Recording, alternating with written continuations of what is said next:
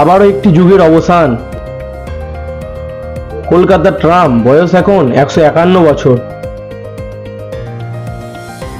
বয়স বাড়লে কোনো জিনিসেরই আর দাম থাকে না, তারই আরেকটি প্রমাণ রইল এই ট্রাম।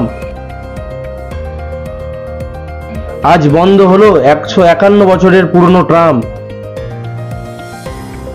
ভালোবাসার প্রতীক ছিল এই ট্রাম।